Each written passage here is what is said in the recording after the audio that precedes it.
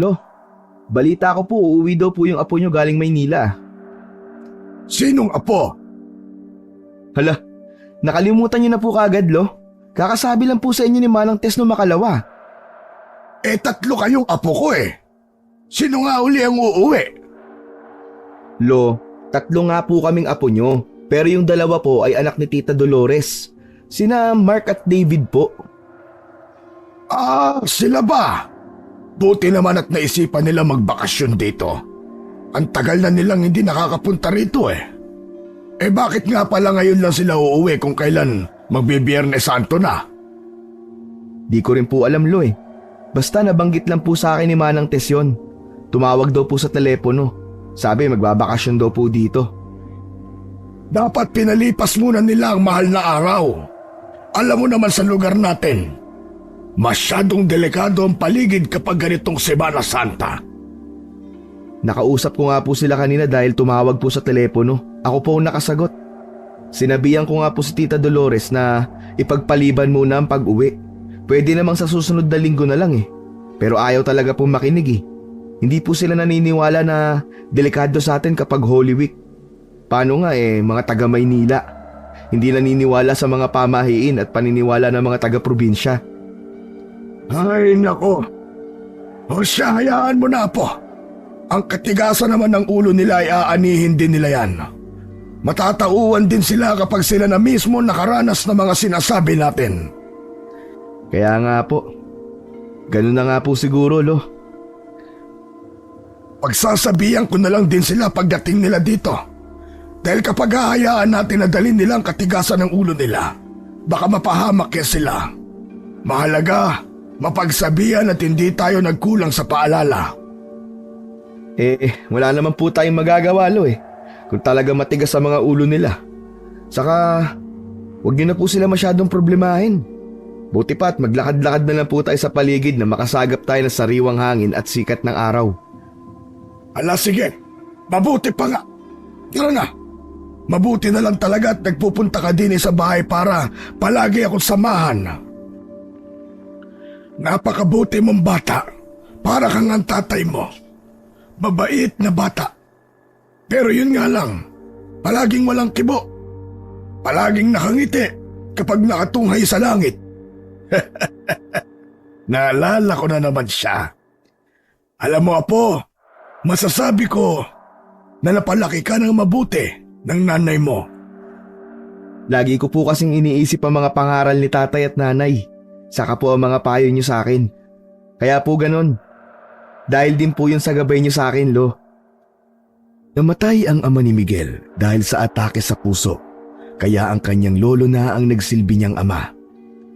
Ilang bahay lang ang pagitan ng bahay nila Miguel sa bahay ng kanyang lolo. Kaya napupuntahan nila ito agad. May kasama naman sa bahay ang lolo nila, si Manang Tess, na sinasaruhan ng ina ni Miguel. May naiwang maliit na karinderya ang ama ni Miguel at napagyaman ito ng kanyang ina. Nang lumago na ay tumulong na rin si Miguel sa pag-aasikaso ng kanilang negosyo. Pagkatapos ni Miguel na mailibot ang kanyang lolo, nagpaalam na siya para tutulungan naman niya ang ina sa karinderya. Nadatnan niya itong may lalaking kausap. Nangungutang ito sa ina na nagkakahalaga ng 10,000 piso para may magamit sa bisyo nitong sugal. Kahit nangako itong babayaran sa susunod na linggo, ay hindi ito pinautang ng kanyang ina. Dahilan para magalit ang lalaki. Muntik nitong masuntok ang kanyang ina, mabuti na lang at nakalapit si Miguel. Marahas na itinaboy ni Miguel ang lalaki. Sira ulo ka! Hindi ka lang pinautang, sasaktan mo na ang nanay ko? Ako ang harapin mong animal ka. Malakas ang lobo dahil babae ang kaharap mo eh. O sige, nandito ako ngayon. Ano? Square tayo? Anak, huwag mo siyang patulan. Baka mamaya'y masaktan ka. Hayaan mo na lang siya. At wala naman talaga ako may papautang sa kanya kahit mamilit pa siya. Loko kasi tunay eh. Ayos lang po ba kayo? Oo, ayos lang ako, Miguel. Tama na, huwag ka na makipag-away. Di ko lang po talaga kaya na makitang binabastos kayo. Saka tayo na lang pong dalawa magkakampi dito eh. Pababayaan ko pa ba kayo? Ganyan lang talaga ang buhay, Miguel. May mga ganyan talagang tao. Kung sino pang may kailangan, siya pang matapang. Buti na rin po at hindi nyo pinautang ang lalaking yun. Di naman magbabayad ng utang yun eh. Sakit sa ulo lang ang inabot ng mga naniningil sa kanya sa huli niyang utang. Bayaan mo na, anak. Bayaan mo na. Sige o, hindi lang po dahil sa inyo eh. Ay, oo nga pala, Nay. Sinabi ko na po kay Lolo na darating ang dalawa niyang apo. Ano? Lagot? Ba't mo naman sinabi, anak? Kabiling-pili na ni Ate Dolores. Gusto niyang sorpresahin ng itay. Wala na, sira na ang plano niya. Paano pa magiging sorpresa kung sinabi mo na pala? Wala naman po kayong sinabi sa akin na hindi pala dapat sabihin kay Lolo eh. Saka isa pa, karapatan niya po na malaman para makapaganda siya sa pagdating ng anak at mga apo niyang matapobre. Saka sa dami ng araw na pwede silang magpunta rito para magbakasyon, mahal na araw pa talaga ang napili nila. Naku naman, anak, hayaan mo na sila. Sa'yo nang mahaba-haba nilang bakasyon eh. Palibasa ang mga laking Maynila, mga walang alam.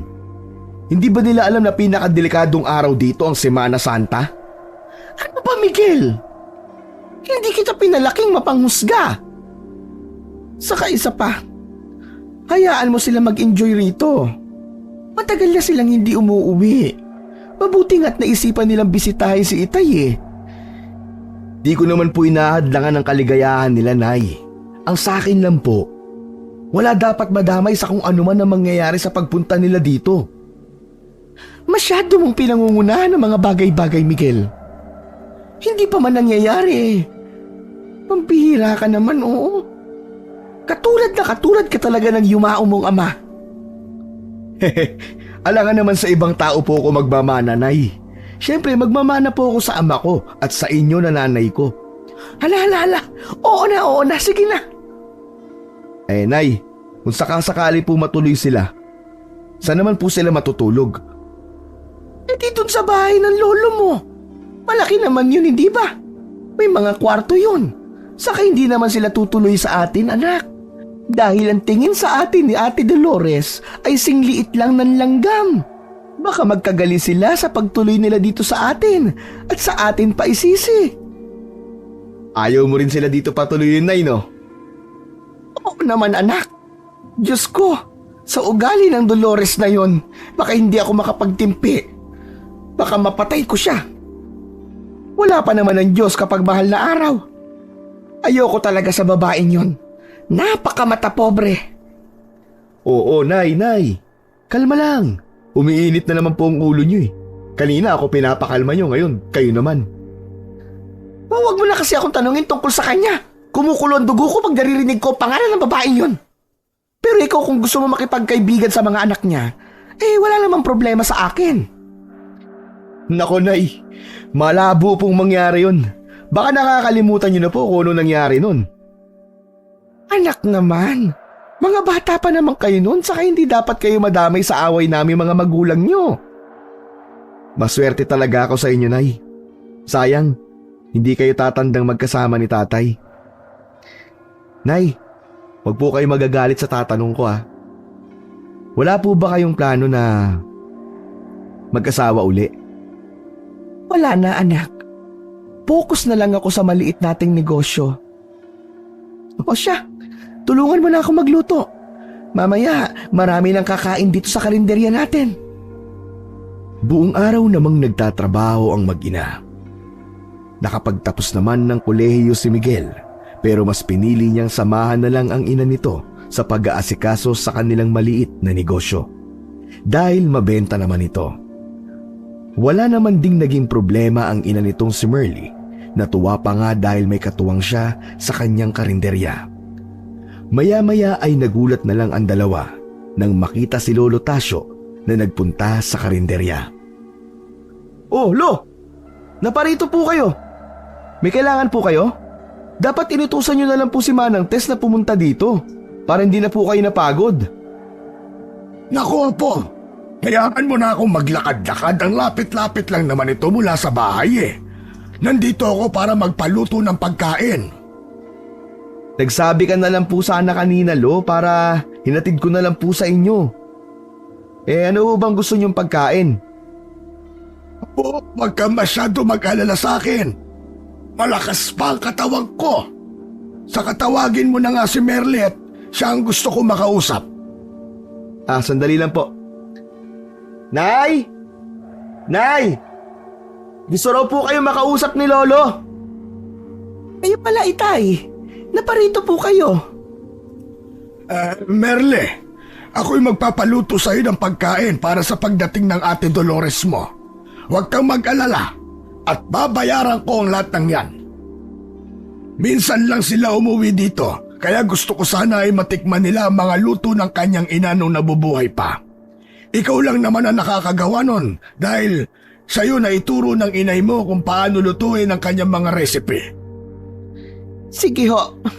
Wag niyo na pong alalahanin. Ako na pong bahala doon. Wag niyo na ho kong bayaran. Sa pamilya naman po ito. Gasino naman po ang pagluluto. Hindi, Merle. Tanggapin mo ang pera. Bayad ko yan. Ibukod mo ang negosyo sa personal na gastusin. Kahit piso ang mabawa sa negosyo, malaki yun. Hindi kumpleto ang 1,000 kapag nabawasan ng piso. At kahit kapamilya mo pa ang katransaksyon mo, kailangan ay may bayad pa rin katulad ng sigil mo sa mga customer mo para patuloy ang agos ng negosyo pagdating sa kita. Lagi mo yang tatandaan, Merle.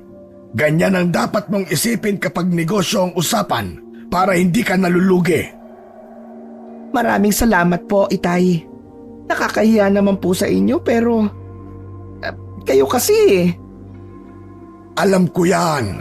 Dumaan din ako sa pagninegosyo. Kailangan talagang mahigpit ka sa ganyan. Sige na. Dalahin mo na lang sa bahay ang mga pagkain para sa pagdating nila may makakain silang masasarap. Hindi nila mapipintasan yan dahil talagang masarap kang magluto. Abay, pinagmamalaki ko mga luto mo. Para kang nanay mo. Tignan mo. At palaging maraming tao ang karinderya mo. Hala sige, ako'y uuwi na. Sige ho, Itay. Maraming salamat po uli. Ilang araw pa ang nakalipas nang dumating na ang anak ni Lolo Tasio na si Dolores at ang dalawang apo nitong sina Mark at David. Itay, mano ho? Kumusta naman po kayo dito? Aba, kay tagal ko na pong hindi nakakabisita sa bahay na ito. Oo nga, mahigit 2 dekada na rin. Mabuti nga at napadalaw kayo. Kung hindi pa maglakihan ng ganito mga apo ko hindi mo pa dadalhin dito. Balak mo yatang papuntahin dito kapag pantay na ang mga pa ako. Naku, Itay, hindi naman. Pinagtapos ko lang po ng pag-aaral ang mga bata. Nako. Tigil-tigilan mo ako, Dolores. Anak kita at kilalang kilala ko ang pag-uugali mo. Alam kong may sadya ka kaya ka pumunta rito. Pwede mo nang sabihin sa akin ngayon para makapaghanda na ako ng desisyon. Kung ganun, Itay, di na po ako magpapaligoy-ligoy pa. Alam naman nating hindi ka na pabata. Ilang taong ka na ba ngayon? Mas mabuti na ayusin na natin ang mga maiiwan mong ari-arian. Dahil baka pag-awayan pa namin yan na magaling kong manugang. Kilala ko po si Merle. Kaya lang naman huyo nagtsatsaga dito dahil alam niyang may makukuha siya na pamana sa yumao kong kapatid. Baka mamaya nga ay mas malaki pa ang mamanahin nila kaysa sa akin. Dapat nga hindi na sila pamanahan. Wala naman na ang kapatid ko, hindi ba? Saka, may iniwan naman sa kanyang negosyo. Alam kong mabubuhay na sila ron. Dapat nga hindi na sila maghabol pa sa mana. Anong pinagsasabi mong mana? Hindi pa ako patay. Napakasama talaga ng ugali mo, Dolores. Hindi ka pa rin nagbabago. Wala kang makukuha sa akin, nisik ko. Ibebenta ko lahat ng ari-arian para mapakinabangan ko habang buhay ako. Di ba kayo'y may mga napundar din na mag-asawa? Pagyamanin niyo mga yon at hindi yung pundar ng iba ang pinagdidiskitahan mo. Itay, ang hinahabol ko lang po dito ay ang para sa mga apo mo.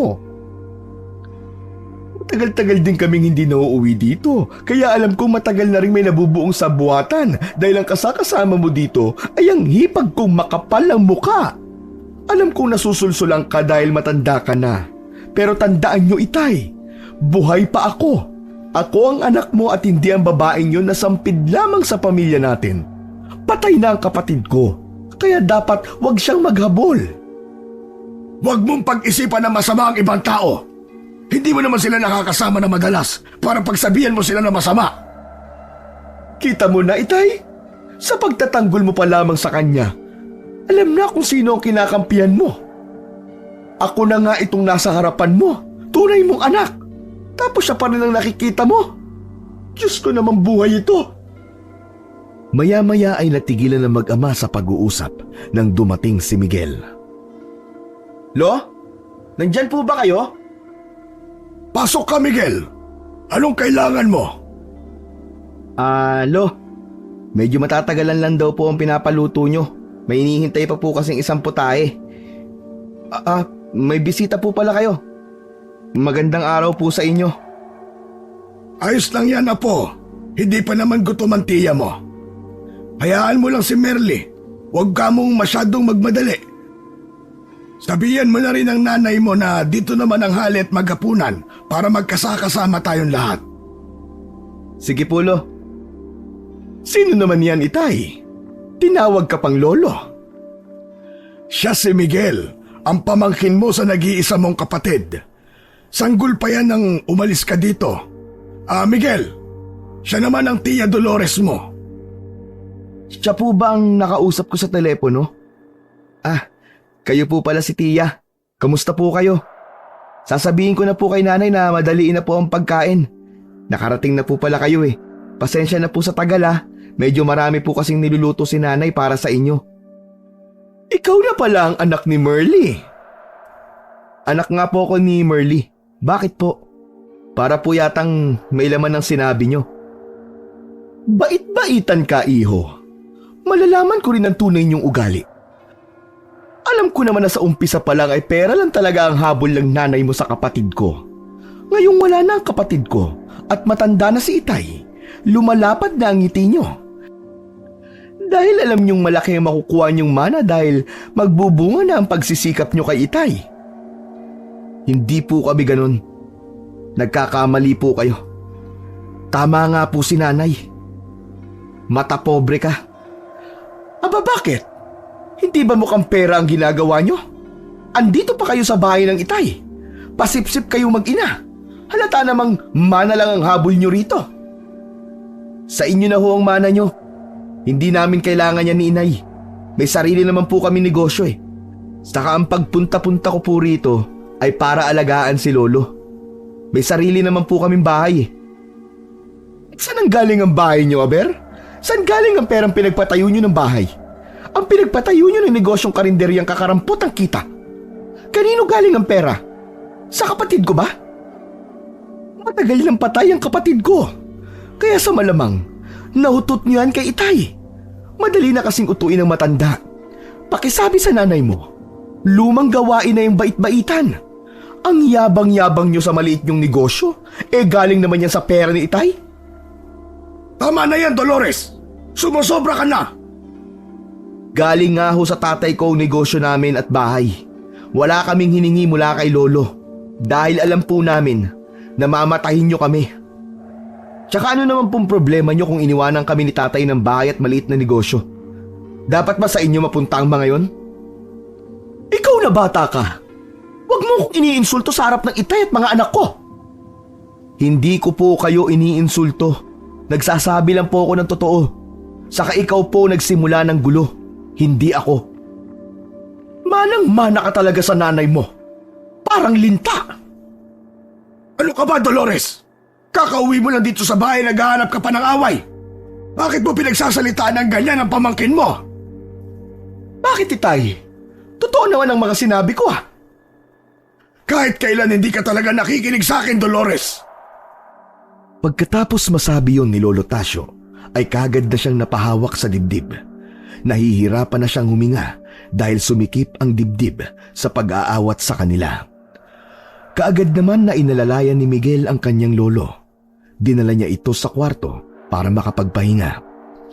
Nang masiguro niyang maayos na ang kalagayan ng matanda, ay sa kanya ito iniwan. Pagkalabas niya ng silid ng matanda, ay kaagad siyang kinumpronta ng tiyahin na si Dolores. Tingnan mo ang ginawa mo sa Itay. Pareho lang kayo ng nanay mo. Mga walang modo. Alam mong uuwi ako dito? Sana hindi mo na ipinakita ang pagmumukha mo. Araw-araw na nga kayo magkasama dito. Itong panahon na lang na makakasama ko ang Itay ko. May eksena ka pang kutong lupa ka. Ano bang ginagawa namin ni Inay sa inyo at galit na galit kayo sa amin? Malaki po ang respeto ko sa inyo, pero wag po naman sana kayong sumobra. Anong sabi mo? Anong ginawa? Mukhang hindi pa sinasabi ng nanay mo sa iyo ang kalandi ang pinagagagawa niya. Simulat sa pool, ayoko na talaga yung nanay mo. Mukhang pera para sa kapatid ko. Pero pinikot niya ang kapatid ko. Nagpabuntis siya ng maaga kaya napilitan siyang magpakasal. Tapos, magkakandahirap ang buhay nilang dalawa. At kinamatayan na yun ang kapatid ko. Tapos ngayon, namumuhay kayong maginhawa mula sa pinaghirapan ng kapatid ko. Mga walang kwenta talaga kayo. Sakto namang nasa likod na ni Dolores si Merly na may daladalang pagkain. Rinig na rinig niya ang mga sinabi ni Dolores, kaya naman napakunot ang kanyang noo. Inilapag niya muna ang mga dala niyang pagkain sa kusina ng padabog, dahilan para sundan siya ng tingin ni Dolores. Ba, nandito ka na palang babae ka. Wala ka pa rin pinagbago, no? Isa ka pa rin linta na mahilig sumipsip. Dahan-dahan ka lang sa mga pananalita mo, Dolores. Bakit? Ayaw mo marinig ng mga bata ang kalandian mo? Hindi na nakapagtimpi pa si Merly at sinugod na niya si Dolores. Sinabunutan niya ito sa pinagsasampal-sampal. Lumaban naman si Dolores pero sadyang mas malakas talaga si Merly. Dahil masanay ito sa trabaho mabigat, mabilis naman silang pinaglayo ng kanilang mga anak. Nay! Nay, tama na! Tama na po! Mabuti pa po't umuwi na lang tayo. Hayaan na lang po natin sila. Mabuti pa nga. Total hindi naman kayo parte ng pamilyang ito. Matuto kayong dumistansya. Mga sipsip. Ang kapal na mukha mo magsabi niyan. Hindi mo nga maalagaan ang sarili mong ama. Todo pasarap kayo ng buhay roon sa Maynila. Wala rin lang yaman ng Itay. Hindi mo rin naman siya aalagaan. Kutong lupa ka. Hay nako, Dolores. Huwag mo kong itulad sa iyong mukhang pera. Sobrang lakas ng boses nila. Narinig na ito ng matanda mula sa kwarto nito, dahilan para magising ito sa pagkakaidlip at lumabas na para makiusisa. Ang ingay-ingay niyo dito. Ano bang nangyayari? Nag-aaway ba kayo? Pasensya na po, Lo. Aalis na lang po kami ni Inay. Teka, bakit kayo aalis? Manananghalian na tayo. Dito na kayo kumain. Hala, Tess! Ayusin mo na ang hapag nang makakain na tayong lahat. Ako'y nagugutom na. Dahil matanda na si Lolo Tasio, mabilis na siyang makalimot sa mga nangyayari. Sa tuwing nakakatulog ay nabubura na sa isip niya ang mga nangyari at bagong kaganapan na uli ang makikita niya paggising. Tahimik lang silang nagsisikain at tanging kubyertos lang ang naririnig na ingay. Ni isa ay ayaw magsalita. Palitan lamang ng masasamang tingin ang kanilang ginagawa. Hanggang sa binasag na ang katahimikan ng anak na pangalan ni Dolores na si Mark. Lo, ano kayang pwede namin gawin bukas? Total, nandito naman kami para magbakasyon eh. Apat muna ninyong palipasin itong mahal na araw. Masyadong delikado ang paligid. Itay naman, hayaan niyo mag-enjoy ang mga bata. Saka naniniwala ka pa ba sa mga kwentong barbero? Bata pa kami, panakot nyo na masasamang kung ano-anong elemento at halimaw ang naglalabasan kapag Semana Santa dahil patayan Diyos. Diyos ko naman, kailan pa ba siya namatay? Kaya tayo natatalo kasi iniisip agad natin na talo na tayo. Kaya sinasamantala ng mga diablong kahinaan natin at takot. Wala yung pinagkaiba sa mga taong mapagsamantala. Kapag alam nang walang bantay, susugod kasi alam nilang may makukuha sila. Hindi yan basta kwentong barbero o panakot lamang. Lahat ng yan naranasan ko. Kung saan-saan na naman napupunta ang sinasabi mo, Dolores. Mas mabuti po sigurong sumunod na lang po tayo kay Lolo, Tia. Total ilang araw lang naman po ang mahal na araw, matatapos na rin. Manahimik ka nga dyan, Miguel. Hindi ka kasali sa usapan. Ang tigas talaga ng ulo mo, Dolores. Gusto mo bang ipahamak yung mga anak mo? Masasayang lang kasi ang pamamalagi nila rito kung sa loob lang sila ng bahay, Itay. Di sana'y hindi ko na lang sila isinama. Oo nga naman, Lo. Payagan niyo na po kami. Dahil kayo hindi masabihan, bahala na kayo. Miguel, apo ko, maaari mo bang samahan ng mga pinsan mo? Ikaw ang nakakaalam ng lahat ng dito sa atin. Ayoko na mapahamak sila kaya pakibantayan mo muna sila habang nandirito sila sa atin. Ayos lang ba yun? Saka dumito ka na matulog sa bahay nang magkaroon kayo ng banding na magpipinsan. Wala pong problema sa akin, Lolo. Umayag ang anak ko, Itay, pero hindi para maging katulong ng dalawa. Baka mamaya kasi utos-utusan lang nila. Huwag ka masyado mag-alala, Inay. Malaki na po ako. Ako pong bahala. Hindi na nagpumilit pa si Merly sa kanyang kagustuhan at hinayaan na lamang ang pasya ng kanyang anak. Malaki rin naman ang bahay ng matanda kaya hindi naman sila magsisiksikan doon. Pagkatapos nilang maghapunan, nagpaalam na si Merly na mauuna nang umuwi sa kanila. Mauuna na po kami, Itay. Marami pa po akong aasikasuhin bukas. Sige, Merly, mag-iingat ka. Salamat. Magpakabait ka, anak, ha? At alagaan mo ang lolo mo habang nandito ka. Opo, Inay. Makabili naman po kayo. Diyan lang naman po kayo sa bahay natin eh. Basta, anak. O sige na, tutuloy na ako. Umalis na ang kanyang ina. Sakto rin naman na tapos na silang kumain. Kaya nagligpit na si Miguel ng kanilang pinagkainan. Habang ang dalawa niyang pinsan ay kagad na pumasok sa kwarto. Napailing-iling naman si Miguel. Halata na niyang walang alam sa gawaing bahay ang mga pinsan niya. Hinayaan na lamang niya ito at naghugas na ng plato. Oh, Lolo, bakit hindi pa po kayo nagpapahinga? Paano ako makakapagpahinga kung nandyan ka naman naguhugas? Hayaan mo na si Manang Tess dyan, apo. Okay lang po, Lo. Pinagpahinga ko na po si Manang kasi napagod po sa kakalinis ng bahay. Hayaan niyo na po, kaya ko na po ito. Hugas lang naman po ng plato to eh. Basic. O wala, sige kung mapilit ka. Pero pagkatapos niyan, magpahinga ka na rin, ha? Opo, Lo. Pagkatapos niyang maghugas ng plato at humiga sa kama, nakukuha na ni Miguel ang kanyang antok nang makarinig naman siya ng kaluskos mula sa paligid. Bumangon siya at lumabas. Tiningnan niya kung sino ang nasa labas at gumagawa ng ingay na yon. Gulat naman siya nang makita ang dalawa niyang pinsan na nakasilip rin sa bintanang dinudungawan niya. Anong ginagawa niyo dyan? Gabing-gabi na. Gising pa kayo? Nagpapahangin lang. Maalinsangan kasi. Walang aircon.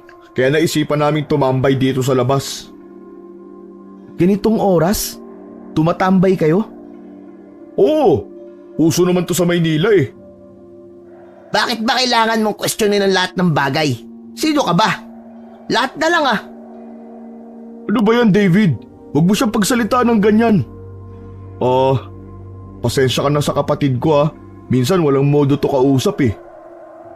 Kinakampihan mo pa yan, Kuya Mark. De, ayos lang. May pinagmanahan naman eh.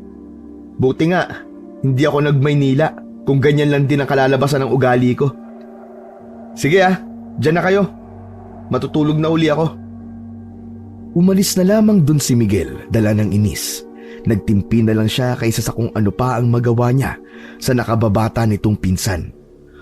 Wala pang 5:00 ng umaga ay nagising na si Miguel. Inayos na niya ang kanyang sarili, saka lumabas na ng kwarto. Naabutan niya naman ang kanyang lolo na nagkakape na sa may sala.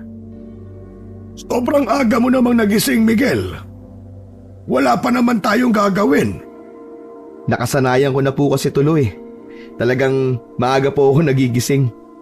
Yung mga pinsan ko po, gising na ba? Nako, humihilik pa rin. Yung iba, marami nang nagagawa. Hayaan nyo na po, Lo.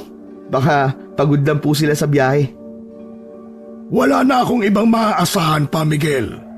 Alam kong mag-aaya sila sa'yo kung saan-saan. Palagi kayo mag-iingat ha. Dahil simula ngayong araw ay patay na ang Diyos, kaya huwag mo silang dalhin sa kung saan-saan. Delikado. Makakaasa po kayo sa akin, Lo. Hindi ko lang po alam sa mga pinsan ko kung susunod sila sa akin. Hindi naman po kasi sila naniniwala sa mga aswang at sa iba pang mga nilalang. Para sa kanila, kwentong barbero lang po ang mga yon.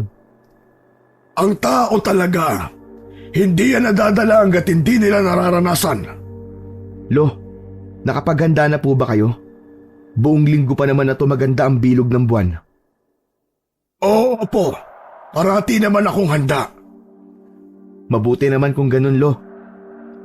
Umalis muna si Miguel para tumulong naman sa mga gawaing bahay. Tutal wala pa naman siyang gagawin. Laking pasasalamat naman ni Manang Tess dahil sa mas mabilis ang kanyang pagpapahinga.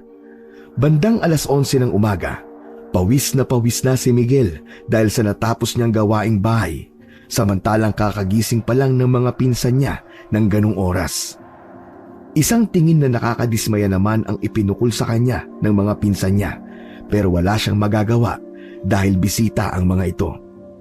Isang kunot noon naman kagad ang isinalubong sa kanya ng tiyahe niyang si Dolores. Ilang oras pa ang lumipas nang makapag-ayos na rin ng sarili ang kanyang mga pinsan. Nakakain na rin ang mga ito, kaya naman nag-aya na kagad si David na maglibot-libot sa lugar na yon. Ano kuya? Dito na lang ba tayo? Tingnan mo, tirik na tirik ang araw. Papayag kaya si Lolo? Tignan mo naman, kagabi nag-away sila. Ano naman pakialam natin kuya? Andito tayo para magsaya. Ikaw talaga, David, oh. Masyado kang makasarili. Totoo naman kuya eh. Saka pumayag naman na si Lolo kagabi, di ba? Bahala ka kung ayaw mo sumama. Basta ako kakausapin ko na si Miguel. Umalis na si David at iniwan ang kanyang kapatid sa kwarto. Nakita niya naman si Miguel sa labas na may kausap na mga trabahador. Kaya hindi na siya nagdalawang isip na lapitan ito. Oh, gising na pala kayo, David. Miguel, pwede mo ba kaming ilibot dito? Nakakaburyong na kasi sa loob ng bahay. Walang magawa. Sige, walang problema, ililibot ko kayo. Pero hindi tayo aabot ng hating gabi, ah. Alam niyo namang delikado rito eh. Sige, sige. Tara na. Sabihan ko lang si kuya. Sandali. Kuya! Kuya, tara na daw. Pumayag na si Miguel. Lumabas ka na rito. Sandali! Pambihira ka naman, oh. Pinilit mo yata ng pinilit yung tao eh. Alam mo naman na hindi siya makakaindi sa atin. Nakabi ka kuya. Sabi niya, maglilibot daw tayo. Basta hindi tayo maaabutan ng dilim. Hep, hep, hep! Sa tingin niyo, saan kayo pupunta? Maglilibot lang po sa paligid, ma. Huwag kayo masyado magtiwala sa anak ni Merle. Traidor din yan. Ito na naman po tayo, ma eh. Hindi niyo pa nga po lubusang nakikilala yung tao eh. Anong hindi? Kilalang kilala ko ang nanay niyan. Ano pa bang iisipin mo sa anak niya? Wala pa rin po kayong pinagbago. Kaya kayo lagi nag-aaway ni Papa eh. Ano namang kinalaman ng Papa mo rito? Ma, magbago na po kayo. Hindi na pwede ang dati niyong ginagawa. Wala nang magliligtas sa'yo. Kailangan mo ng maraming kakampi ngayon. Anak lang kita, Mark. Wala kang karapatang pangaralan ako. Isa pa, bakit mo kinakampihan ang mga sipsip at walang kwentang mag-ina na yon? Kalimutan niyo na po kasi yung nakaraan, ma. Kung hindi mo siya gusto, huwag po kayo magsalita ng hindi maganda laban sa kanya. Manahimik ka, Mark! Katulad ka talaga ng ama mo. Basta, pinaalalahanan ko lang kayo. Sige ma, aalis na po kami. Ano ba ang una natin pupuntahan dito, Miguel? Kayo, ano ba ang gusto niyong makitang lugar? Meron bang ilog o lawa dito? Basta yung pwedeng paliguan. Bakit gusto mo naman dun, David? Eh di ka naman marunong lumangoy, di ba? Para magtampisaw, syempre. Ang init kaya ng panahon ngayon. Buti na lang may malapit na ilog dito. Meron din namang lawa pero huwag na tayo sa lawa. Ha? Bakit naman? Eh di ba mas maganda dun sa lawa?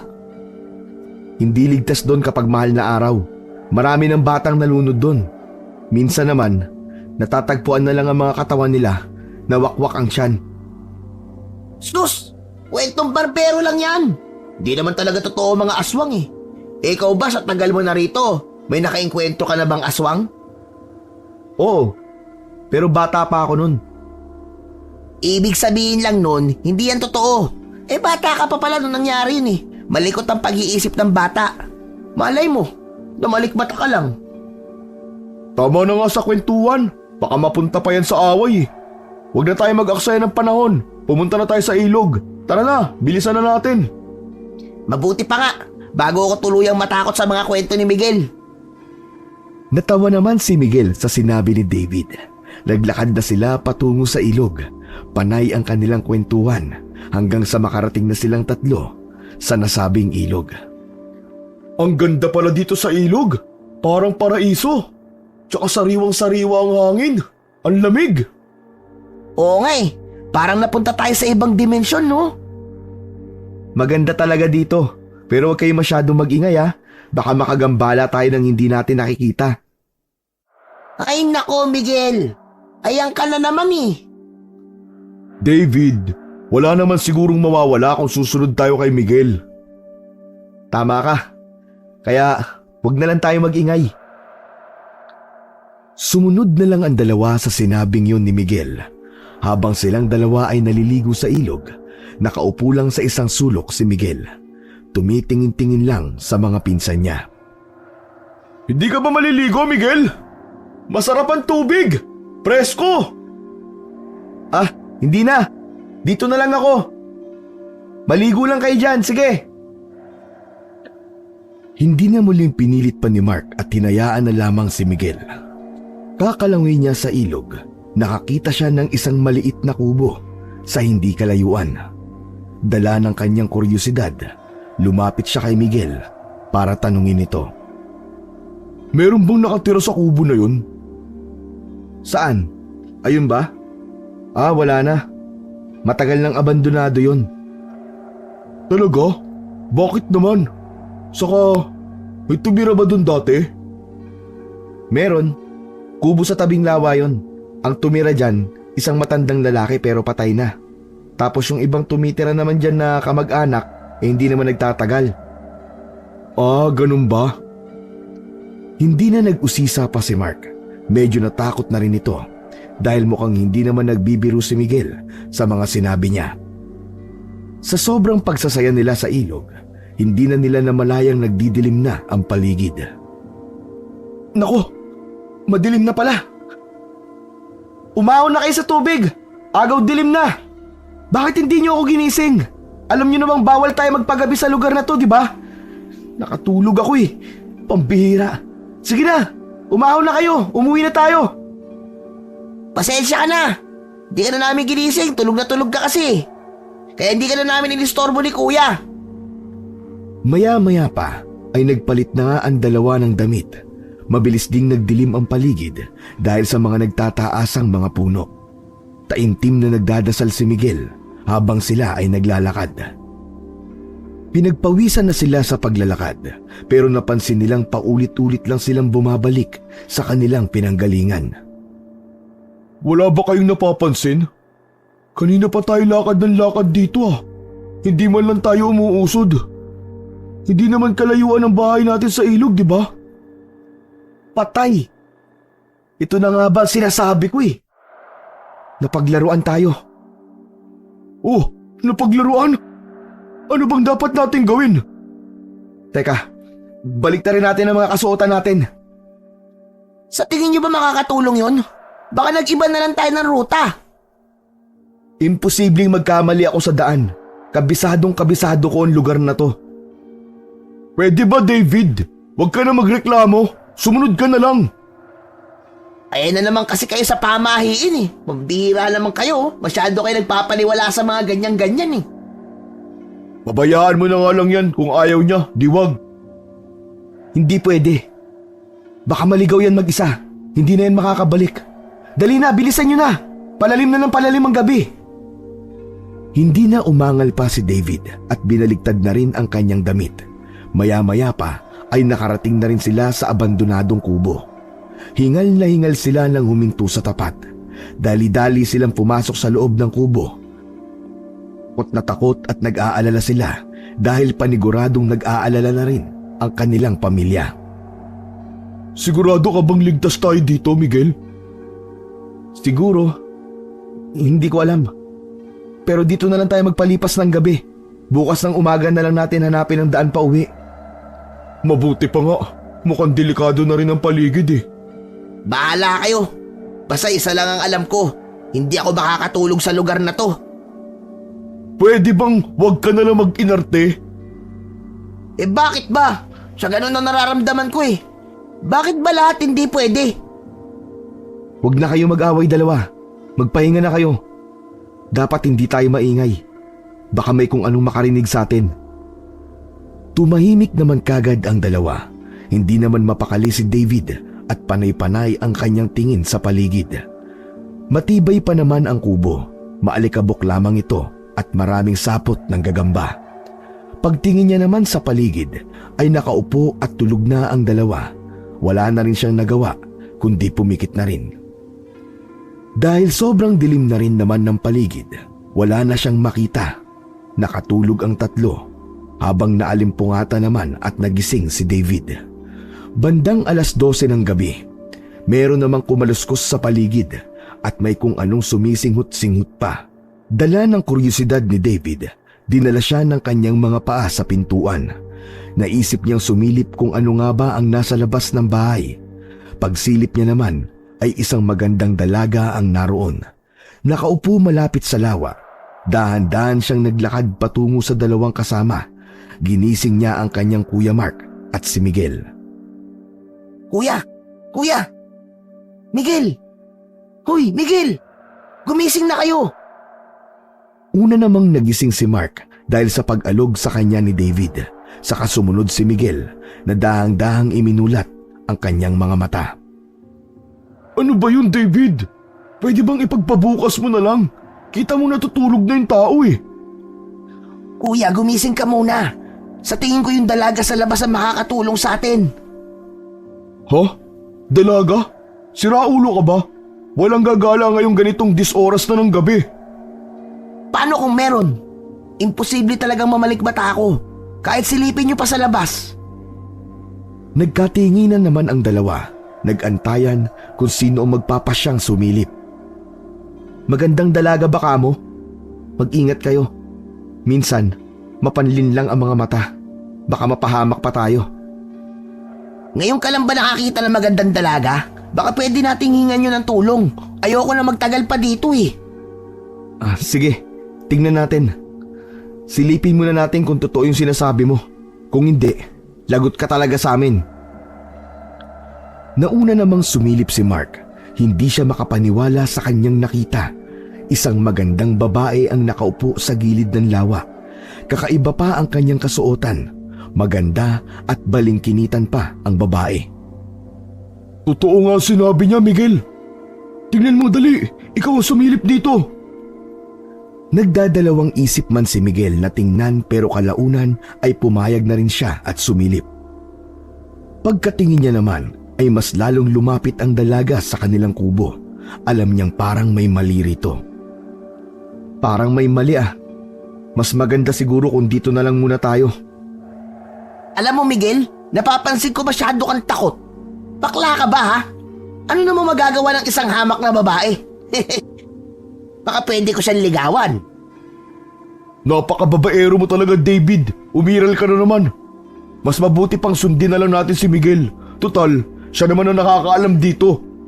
Mga dayo lang tayo dito, baka nakakalimutan mo. Ayan ka na naman kuya eh. Masyado kang sunod-sunuran sa kanya. Nandito lang naman siya para bantayan tayo ah. Kaya dapat siya ang magbantay sa atin. Hindi naman umimik si Miguel dahil sa sobrang nainsulto siya sa sinabing ni David. Hindi nakinig si David at ipinilit pa rin niya ang kanyang sariling desisyon. Kaya naman pagbukas niya ng pinto ay bumulagta sa kanya ang figura ng isang magandang dalaga. Akala niya ay napakaswerte na niya pero ilang saglit lang ang paghanga niya sa dalaga ay napalitan ng takot. Lalo na nang maganap sa kanyang harapan ang pag-iibang anyo nito bilang isang manananggal. Nanginig ang kanyang tuhod na para bang napako na lamang siya sa kanyang kinatatayuan. Hindi niya alam kung ano ang gagawin. Nang akmang susunggaban na si David ng manananggal, ay dali-dali namang naisara ni Miguel ang pinto. Nagmamadali sila sa pagkilos pero hindi nila alam kung saan magtatago dahil wala namang pagtataguan sa loob ng kubo.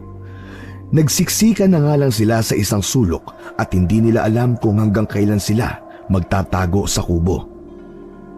Ano nang gagawin natin? Ayoko pang mamatay. Ang tigas kasi ng ulo mo eh. Hindi ka marunong makinig. Hindi ko naman sinasadya, kuya eh. Saka sino ba naman na mag-aakala na isang manananggal pala ang isang magandang dalaga? Ayan, hayok ka kasi sa laman. Yan ang napapala mo.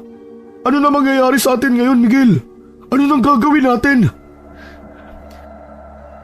Mananatili tayo dito hanggang mag-umaga. Kapag nakita na natin ang sinag ng araw, pwede na tayong lumabas. Aalis na ang manananggal sa mga oras na yun. Ang tanong, kaya ng kubo na to na protektahan tayo sa nagwawalang manananggal sa labas? Yun lang. Yun ang hindi ko alam. Pwede mabilisan nyo na mag-isip. Nagwawala na ang manananggal sa labas. Huwag na kayo magkwentuhan dyan. Pambira naman kayo. Hindi natin alam kung hanggang kailan magwawala ang manananggal sa labas. Kaya bilisan nyo na. Sige, ganito na lang. Kapag pumasok siya rito sa kubo, sabay naman tayong lalabas sa pinto sa likod ng kubo.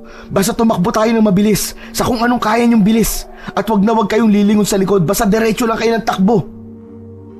Wala na ba talagang ibang paraan, Miguel? Masyadong delikado ang gagawin natin. Wala na akong ibang paraan na naisip. Habang nag-uusap ang dalawa, todo dasal naman si David sa gilid, lalo na nang makita nito ang kuko ng aswang na tumagos na sa bubong. Kailangan na nilang magmadali. Ilang minuto pa ang lumipas, tuloy pa rin sa pagwawala ang aswang. Ngunit bigla itong tumahimik at tanging mahihinang pagsinghal lang ang kanilang naririnig mula sa aswang. Maya-maya pa ay bigla na lang silang nagulat nang bigla na namang magwala ang aswang. Nasira nito ang bubong at ilang sandali pa'y tuluyan lang nakapasok. Kagaya ng plano, nang makapasok na ang manananggal, ay yun din ang oras ng pagtakbo nila palabas ng kubo. Kumaripas sila ng takbo. Niwala na silang oras para lumingon hanggang sa mapunta sila sa talahiban. Doon sila napaupo at nagtago. Sigurado naman silang hindi sila makikita ng manananggal. Natatakpan rin naman ng malaking puno ang pinagtataguan nila. Napadapa na ang tatlo habang si Miguel tinatakpan ang bibig ni David para hindi ito makagawa ng kahit na anumang ingay. Ingat na ingat sila sa kanilang galaw na halos kahit ang simpleng paghinga ay hindi na nila magawa, lalo na nang paikot-ikot lang sa kanilang itaas ang manananggal. Bandang 2:00 ng madaling araw, tuluyan nang umalis ang manananggal sa itaas nila. Kaya naman nakapagdesisyon na silang maglakad pauwi ng bahay. Nginig na nginig sa takot si David habang si Mark naman ay nagtatapang-tapangan. Nakauwi sila ng bahay bandang 2:30 ng umaga. Dali-dali namang kumatok si David sa bahay ng kanyang lolo. Maya-maya naman ay pinagbuksan sila nito. Nagulat pa sila nang makitang may daladalang itak ang matanda. Gulat na gulat sa kanila ang kanilang lolo nang makita silang pawis na pawis at namumutla ng dahil sa takot. Bakit ngayon lang kayo? Di ba ang usapan natin na hindi kayo magpapagabi? Mahabang istorya, Pulo. Papasukin niyo po muna kami. Pumasok na nga ang tatlo at pagkapasok nila ay nanghingi kagad sila ng tubig. Ulang na lang buong laman ng pitsil ang maubos nila. Pinagpalit muna sila ng damit. Naroon din si Merly at alalang-alala ito sa anak na si Miguel. Agad namang lumapit ang galit na si Dolores. Saan naman kayo galing? Pinag-alala niyo pa kaming dalawa ng lolo niyo na hindi niyo kami pinatulog. Pasensya ka na, Ma. Medyo napasarap kami sa paliligo eh. Hindi naman namin alam na nagdilim na ang paligid. Di ba ikaw ang inatasan na bantayan tong dalawang pinsan mo, Miguel? Bakit hindi ka mapagkatiwalaan? Baka ikaw pang nanguna. Responsableng bata ang anak ko. Baka mo matitigas ang ulo ng mga anak mo at hindi niya mapagsabihan. Huwag kang maninisi. Huwag nang magsisihan. Ang importante, ligtas na nakauwi ang mga bata. Saka intindihin mo na lang sila. Binata ang mga yan. Saka isa pa, alam ko naman na nagdesisyon sila ng tama. Kaya nga sila nakauwi ng ligtas. Ama, si Lolo. Natuto na po kami, Ma. Anong ibig mong sabihin, David? Kasi nakaikwentro po kami ng aswang eh. Ang akala ko ba kwentong barbero lang ang mga yan. Huwag paniwalaan, hindi ba? Ngayon, ikaw na ang nagkikwento. Akala ko rin po dati, Lo eh. Pero ngayon, hindi na po. Buti na lang talaga at nandyan si Miguel. Baka hindi na kami sikatan ng araw kung nagkataon. Nagpasalamat na ba kayo sa kanya? Mukhang takot na takot kayo Huwag niyong isipin na taga Maynila kayo, kaya alam na alam niyo na ang lahat. Opo, Lo. Hindi na po mauulit. Pasensya na po talaga. O siya, sige. Dolores, mabuti pa't asikasuhin mo na ang mga anak mo para makatulog na sila. Mag-uusap muna kami ni Miguel. Pumasok na ang mag-iina sa loob ng kwarto nila, habang naiwan naman sa sala sina Miguel, Lolo Tasio at Merly. Lo, dapat po ba tayo maging handa sa mga susunod na araw? Mukhang hindi po basta-basta ang naengkwentro naming manananggal. Anong ibig mong sabihin, Apo? Mukhang hindi kami titigilan nun hanggat hindi kami napapatay. Pinuno siguro ng mga aswang yun, Lo. Mahal na araw pa naman ngayon. Iba po kasi yung pakpak niya eh. Parang kumikinang-kinang. Saka, pinasok po kasi namin ang kubo sa may lawa. Baka po nagalit ang manananggal na yun. Nakahanda na ako sa pangyayaring yan, Apo. Gusto ko lang malaman kung ano nangyari sa inyo ron. Bakit sa kubo na kayo napunta? At sa may lawa pa? Lo, nakatulog po kasi ako habang binabantayan sila sa paliligo sa ilog eh. Hindi ko po namalayang nag-agaw dilim na pala ang paligid. Saka, naligaw kami, Lo, habang pauwi kami. Parang napaglaruan po kami. Kaya, nakarating po kami sa kubo na malapit sa lawa. Ako nang bahala. Huwag lang tayo masyadong pakampante sa ngayon. Hanggat hindi pa natin alam ang kakayahan ng aswang na nakaengkwentro ninyo. O siya, sige. Magpahinga ka na ron. At ako nang bahalang magbantay. Malapit na rin namang mag-umaga. Sige na, Merly. Matulog na kayo sa kwarto nyo. Sige, Hopa. Halika na, anak. Wala nang madaming salita si Miguel at sinunod na niya ang kanyang Lolo Tasio. Pumasok na rin siya sa kwarto dahil pagod na ang kanyang katawan. Pagkahiga pa lamang niya sa kama ay nakatulog na kagad siya. Tulad ng nakasanayan ni Miguel ay maaga ulit itong nagising. Naabutan niya ang kanyang lolo na may kausap na isang matandang babae na hindi bababa sa 70 ang edad. Iyak ito ng iyak, kaya naman lumapit na rin si Miguel para mag-usisa. Papaalis na rin ang matandang babae pagkalapit niya rito. Lo, ano pong nangyari? Patay na ang apo ng babaeng yon. Ho? Bakit daw po? Di po ba? Nasa 18 anyos pa lang po ang apo niya? Oo, tama ka. Saka nagdadalang tao rin yon. Ayun, natagpuan ng mga kanayo natin sa masukal na lugar. Halos hindi na raw makilala. Parang nilusob ng mabangis na hayop. Wala na raw ang bata sa loob ng tiyan niya. Pati raw ang asawa ay natagpuan sa di kalayuan. Halos malapit lang sa bangkay ng kanyang asawa. Patay na rin. Mukhang nakipaglaban ang dalawa sa aswang bago sila pinatay. Ano? Bakit naman po kasi lumalabas sila ng 10 oras ng gabi? Alam nilang napakadelikado ng paligid ng ganitong panahon. Ang sabi ng lola niya na nakausap ko, dahil manganganak na raw ang babae, hindi naman marunong magpaanak ang asawa. Nataranta kaya lumabas para puntahan ang albularyong malapit sa kanila para doon sana manganak. Kawawa naman palang sinapit nila, Lo. Delikado talaga sa baryo natin kapag ganitong panahon. Taon-taon na lang ay sumasalakay ang aswang kapag mahal na araw. Kaya kayo maswerte pa rin kayo kagabi. Dahil kung hindi, baka ibinalita na rin kayong wakwak ang katawan. Oo nga Lo eh. Buti na lang may naituro din ang itay na kaunting kaalaman. Hindi ko inaasahan na magagamit ko yung kagabi. Teka Lo, mag-aalas 9 na. Bakit hindi pa rin gising ang mga pinsan ko? Nakausap ko na ang tiyahin mo. Mataas ang lagnat ng mga pinsan mo. Mukhang hindi nila kinaya ang takot na naranasan nila. Lutuan na lang natin sila ng tinola Lo, para makahigop sila ng mainit na sabaw. Sasabihin ko po kay nanay. Huwag mo nang alalahanin yan. May magulang naman ang dalawang yun. Siya nga pala, mamayang gabi, magsunog tayo ng goma. Goma? Para saan naman yun Lo? Saan pa ba? Di para pantaboy ng mga aswang. Ah, ganun po ba? Sige po Lo, sabihan niyo lang po ako at ako na po ang bahala mamaya. Buti na lang talaga at nandito ka, Apo. May maaasahan ako kahit papano. Huwag niyo na pong isipin ang ganyang bagay Lo. Saka nga pala Lo, pupunta po muna ako sa karinderya mamaya ah. Tutulungan ko po muna si nanay doon kahit saglit lang. Oo, sige, walang problema. Kanina nga pala bago umalis nagbilin na papuntahin kita doon pagising mo. Sige na, puntahan mo na. Naghihintay na yun sa'yo.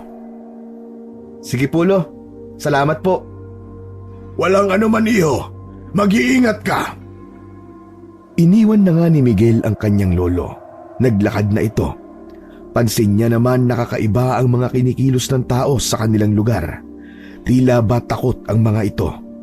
Pero ipinagsawalang bahala na lamang yon ni Miguel at dumiretso na sa kanilang karinderya.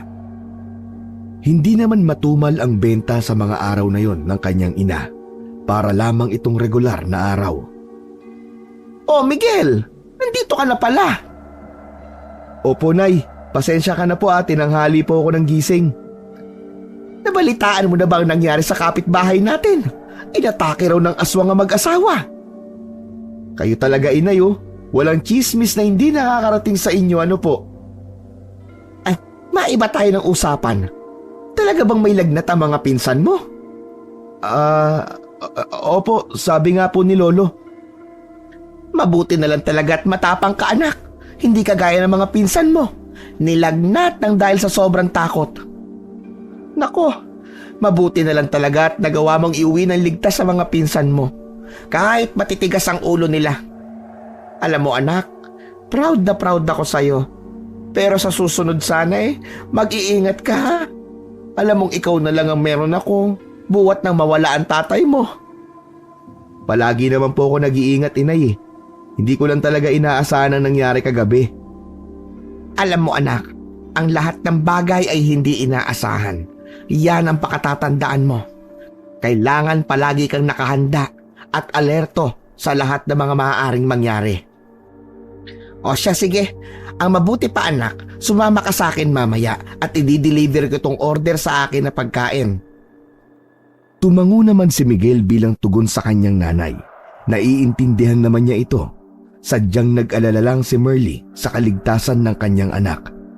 Binilisan na lamang ni Miguel ang kanyang ginagawa para makaalis na sila ng kanyang ina para dalahin ang order na pagkain. Naiwan naman sa karinderya ang kapitbahay nilang katuwang ng ina. Isa-isa nilang hinatid ang mga pagkain. Pagkatapos nun ay dumiretso na sila sa kanilang bahay. Nay, ano bang ginagawa natin dito sa bahay? May kukunin lang ako saglit anak. Hinayaan na lamang ni Miguel ang kanyang ina. Naupo na lamang sa upuan at hinintay itong lumabas. Pagkalabas ng kanyang ina ay may dala na itong rosaryo saka holy water.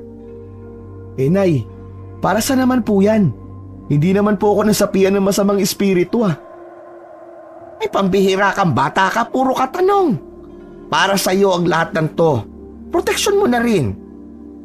Alam ko naman na hindi kita mapipigilan na samahan mo yung mga pinsan mong anak Maynila. Kaya dapat lang na may proteksyon ka sa katawan. Malay mo yung magamit mo to. O di kaya isaboy mo sa Tia Dolores mo para matanggal ang masamang espiritu na bumabalot sa kanyang pagkatao. Baka sakaling bumait. Ay nako inay, matanda na po kayo ni Tia Dolores. Kalimutan niyo na po ang nakaraan. Saka ayos naman na po kami ng mga pinsan ko eh. Basta, dalhin mo ito kahit saan ka magpunta habang kasama mo mga batang yon. O sige na, bumalik ka na sa lolo mo. Mas kailangan ka niya doon. Saka ka na umuwi kapag nakabalik na sila sa Maynila. Eh paano ka naman po inay? Di ba sabi ko po ihahatid kita sa karinderya? Hindi na kailangan, anak. Dito na lang muna ako sa bahay. Magpapahinga muna ako. Nandun naman si Sabel eh. Nabilinan ko na siyang magsara ng maaga. Sige po inay, kapag kailangan niyo po ako mag-utos lang po kayo para puntahan ako doon kina lolo ha. O sige anak, lakad na. Mag-iingat ka ha. Bumalik na si Miguel sa bahay ng kanyang lolo. Nang nadatnan naman niya ang bahay, tahimik ang paligid. Ang kanyang lolo na mahilig tumambay sa labas wala ng oras na yon. Kaya hindi na siya nagdalawang isip na pumasok sa loob. Naabutan niya ang lahat ng tao sa bahay ay nasa kwarto ng kanyang dalawang pinsan. Pagkakita kay Miguel ay nag-iba kagad ang timpla ng muka ni Dolores.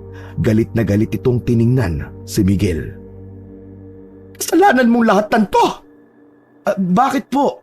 Ano po bang nangyari? Sobrang taas ng lagnat ng mga anak ko. Hanggang ngayon hindi pa rin sila nakakabangon. At kasalanan mo lahat yon. Pinabayaan mo kasi sila. Hindi ko po sila pinabayaan, Tia. Baka siguro sa sobrang takot na naramdaman nila kaya nilalagnat po sila. Teka sandali po, tatawag po ako ng albularyo. Albularyo? Ang gagawin ng albularyo sa mga anak ko? Hindi naman sila nasapian.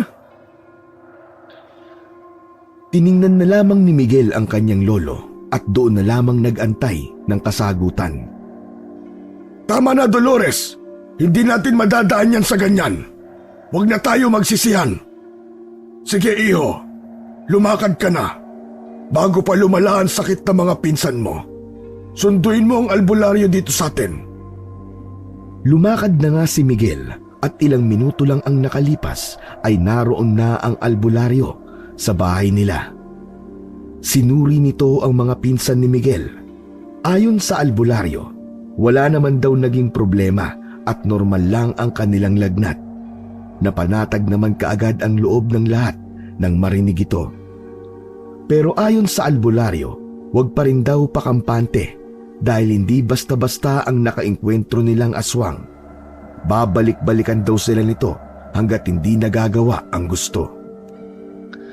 Tila gusto raw biktimahin ng aswang na yon ang magkapatid dahil nagawang lagyan ng marka. Pagkatapos nun ay nagpaalam na ang albularyo dahil marami pa raw siyang pupuntahan na mga kailangang gamutin. Sakto namang pagpatak ng 6:00 ng gabi ay inutos na ni Lolo Tasio ang magsunog ng goma sa bakuran para hindi na raw maamoy ng aswang ang magkapatid. Dali-dali namang sinunod ni Miguel ang utos ng kanyang lolo. Halos kalahating oras din siya sa labas sa kakabantay sa sinusunog na goma bago maisipang pumasok sa loob ng bahay. Naabutan niya ang kanyang lolo na nilalagyan ng kadena at kandado ang mga bintana at pintuan. Lo, ano po yung ginagawa niyo? Naghahanda kung sakaling atakihin tayo ng aswang para may laban tayo. Mabuti at maglagay ka rin ng itak sa kwarto mo. Mas mabuti na manigurado tayo. Sige po Lo, kukunin ko na po yung itak. Saka Lo, dun po muna ako sa kwarto nila Mark at David. Ako muna ang magbabantay. Mabuti pa para makagalaw na rin ang Tia Dolores mo. Saka tingnan mo ang kwarto mo kung nakasara na ba mabuti ang mga bintana. Sige po Lo, balikan ko po kayo maya-maya. Napatango naman ang matanda kaya kinuha na nga ni Miguel ang itak sa kusina. Sa kanya dinaanan ang kanyang kwarto para tingnan kung nakasaradong mabuti ang mga bintana. Pagkatapos noon ay pumasok na siya sa kwarto ng kanyang mga pinsan. Nakita naman niyang nahihimbing na sa pagtulog ang dalawa. Napaupo na lamang siya sa isang sulok. Nakaidlip naman ng saglit si Miguel. Nagising lamang siya dahil sa kaluskos sa paligid. Nakiramdam siya sa paligid ng mga oras na yon para malaman kung saan nanggagaling ang ingay at pansin niya namang nasa gilid yon ng kanilang kwarto. Hindi na nagdalawang isip pa si Miguel na damputin ang kanyang itak. Nagising na rin sina David at Mark nang makita ang anino ni Miguel sa harap nila. Ang buong akala nito'y sasaksakin sila nito dahil sa hawak na itak ni Miguel. Nataranta naman si David at kaagad na napasigaw, dahilan para maalarma sina Lolo Tasio at Dolores. Dali-daling napatakbo ang dalawa sa kwarto na kinaroroonan ng tatlo. Nanlaki naman ang mata ni Dolores nang makitang hawak-hawak ni Miguel ang itak na parang sasaksakin ang dalawa niyang pinsan. Iwan mo yung hawak mo, Miguel! Gusto mo bang patayin ang mga anak ko? Ha? Ano pong patayin? Kaya na magmaang-maangan pa! Huli ka na sa akto! May masama ka talagang binabalak sa amin! Napakawalang hiya mo! Huwag po kayo masyadong maingay. Hindi niyo ba naririnig yun? Naririnig ang alin? Kanina pa may kumakaluskus sa labas na hindi niyo man lang narinig. Ihanda niyo ang mga sarili niyo. May aswang sa labas ng bahay natin. Nagkatinginan na lamang sila. Hindi nila mawari kung ano ba ang iisipin nila kay Miguel. Pero pinakiramdaman naman nila ang paligid. Umalis si Dolores dahil may kukunin sa kabilang silid. Maya-maya pa ay narinig nila itong nagpakawala ng nakakabinging sigaw. Naku po! Si Mama! Dali-dali silang napatakbo upang tingnan ang nangyari kay Dolores. Nakita nila itong sinasakal ng manananggal. Nanlilisik na ang mga mata nito at gustong-gusto nang lapain si Dolores. Tila napako naman ang magkapatid sa kanilang nasaksiyan, kaya naman nakatayo lang sila sa pintuan habang si Miguel ang nangunang sumugod sa manananggal. Sumunod naman si Lolo Tasio na noon ay parang may pambihirang lakas. Sinugod niya rin ang aswang. Itinulak lamang siya ng aswang dahilan para tumilapon siya sa kwarto. Pati na rin si Miguel na sinubukang atakihin ng aswang pero mabilis namang nailagan. Kaagad na inangat ng aswang si Dolores gamit lang ang isang kamay. Pagkatapos ay marahas na hinagis ito. Tila hindi interesado ang aswang kay Dolores. Nakatuon ang tingin ng aswang sa magkapatid na Mark at David. Kaya naman maliksi nitong sinugod ang dalawa. Buti na lamang ay naharangan ni Miguel ang aswang. Kaagad niyang nahawakan ang pakpak nito at biglang hinila. Pagkatapos ay sinigawan niya ang mga kasama para tumakbo palabas ng silid. Ikinagalit yun ng aswang. Sinabihan pa si Miguel na pakialamero. Saka siya muling inihagis ng aswang palabas sa bintanang sinira nito. Habang sina Mark at David ay tumakbong pabalik sa kanilang kwarto. Mabilis nilang naisara ang pinto. Binangga-bangga naman ng aswang ang pintuan kung saan naroon sina David at Mark. Galit na ito at halos magwala na. Nagngingit-ngitan ang mga pangil nito at tumutulo mula sa bibig ang malapot na laway at gustong-gusto na nakainin ang magkapatid. Hingal na si Miguel nang tumayo mula sa pagkatilapon sa kanya. Nang bahagyang makabawi ng lakas ay kaagad siyang bumalik sa loob ng bahay. Dumaan uli siya sa sirang bintana. Naabutan niya ang tiyahing si Dolores na hawak ang rosaryo at umiiyak na nagdadasal. Doon niya naalala na meron din siyang rosaryo sa kanyang leeg. Pwede niya itong gamitin laban sa aswang. Hinubad niya ang rosaryo, sa kanya hinalikan ito. Nagdasal muna siya bago muling lumusob sa nagwawalang manananggal. Sa una ay nagtagisan sila ng lakas. Wala namang nanalo dahil malakas rin si Miguel.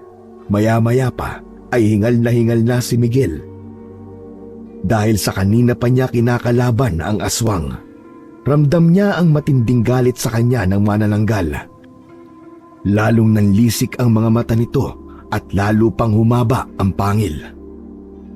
Inipon na ni Miguel ang kanyang lakas. Wala na siyang ibang naisip basta mapatay lang niya ang aswang na yon. Nilabas na rin ng manananggal ang buong lakas nito para masiguradong mapatay si Miguel. At sa pag-atake nila sa isa't isa ay matagumpay na nasaktan si Miguel ng aswang. Isang kalmot sa likod ang natamo niya. Napaluhod naman si Miguel. Hindi siya makagalaw dahil sa pag-inda ng sakit. kaya naman naging kampante ang aswang na atakihin siyang muli. Pero sa hindi inaasahang pagkakataon, naitali naman ni Lolo Tasyo ang pakpak ng aswang sa seradura ng pinto. Gamit ang lubid na inihanda niya, nagpupumiglas naman ang aswang at gustong kumawala. Pero kahit anong gawin nito, ay hindi na siya makawala. Masyadong maigpit ang pagkakatali ni Lolo Tasyo. Kinuha ni Miguel ang holy water na ibinigay ng kanyang ina, saka ito isinaboy sa aswang. Kada saboy ni Miguel ng holy water ay siya namang atungal ng aswang. Umiimpit at umiiyak ang aswang, para bang nagmamakaawa itong sinasabi na tigilan na ni Miguel ang kanyang ginagawa. Umuusok na ang aswang hanggang sa magbandang 5:00 na ng umaga, malapit nang sumikat ang araw.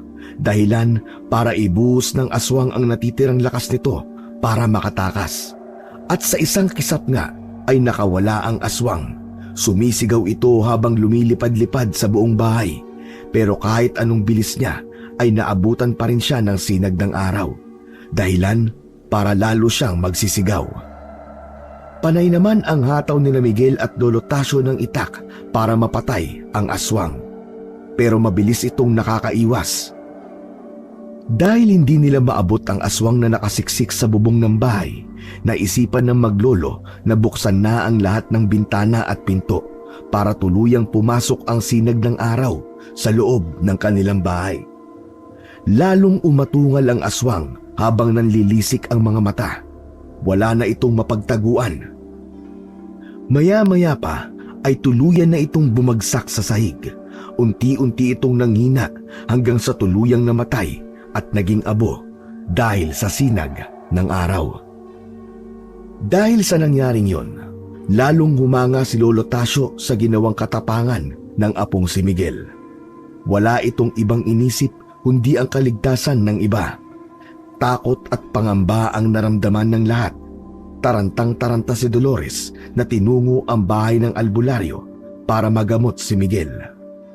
Nabalitaan naman ng ina ni Miguel ang nangyari sa anak, kaya pati ito ay napatakbo na rin papunta sa bahay ni Lolo Tasyo. Pagdating niya ay naroon na ang albularyo. Ginagamot nito ang sugat ni Miguel. Kinakabahan ito nang makita ang natamong sugat ng kanyang anak. Anak, kumusta naman ang kalagayan mo? Itay, kumusta na ang anak ko? Huwag ka na mag-alala, Merly. Maayos naman daw ang lagay ng anak mo, sabi ng albularyo. Matapang siya. Malalagpasan niya ang simpleng sugat na yan. Malayo sa bituka yan para sa anak mo. Hindi ko po maintindihan, Itay. Ano ba kasi nangyari? Hindi naman po sila lumabas Kasi Merly. Ano? Kung wala ka magandang sasabihin sa anak ko, mas manahimik ka na lang, Dolores. Hindi ko kailangan ng opinyon mo ngayon. Gusto ko lang sanang magpasalamat. Ay, wow! Totoo ba yan? Ikaw magpapasalamat? Alin? Magpapasalamat ka kasi napahamak ang anak ko? Pwede ba, Merly? Kumalma ka. Hindi naman ako magsasabi ng masamang salita. Gusto ko lang magpasalamat sa anak mo. Dahil kung hindi dahil sa kanya, baka hindi na kami nasinaga ng araw ngayon. Hindi ka dapat sa akin magpasalamat. Sa anak ko. Pasalamat ka talaga at pinalaki ko yan na may mabuting kalooban. Hindi tulad ng mga anak mo. Merly, wag na nating pahabain pa ang diskusyon. Pwede ba wag muna kayo mag-away? Kahit ngayon lang. Intindihin niyo muna ang mga anak niyo. Natahimik kagad ang dalawa, nahiya sa sinabi ni Lolo Tasyo. Naging matiwasay na ang mga sumunod na gabi ng pamilya. Wala nang gumagambala sa kanila. Natapos na rin ang Semana Santa at napalagay na ang loob ni Lolo Tasyo. Alam niyang mananahimik na uli ang mga aswang na dumadayo sa kanilang lugar. Ilang araw pa ang lumipas at tuluyan nang nagpaalam ang pamilya ni Dolores. Hindi na rin ito binuksan pa ang tungkol sa mana na kanyang hinahangad dahil nalaman niyang malakas pa at nasa tamang pag-iisip pa ang kanyang ama. Merly, pasensya ka na lahat sa mga nasabi ko tungkol sa inyong mag-ina, ha?